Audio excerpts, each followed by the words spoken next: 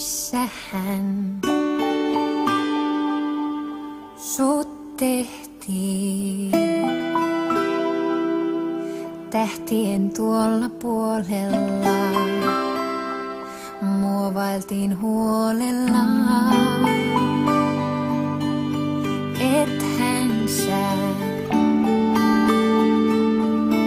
ikinä kadota tuota katsetta. Miten se vielä kantaa voi?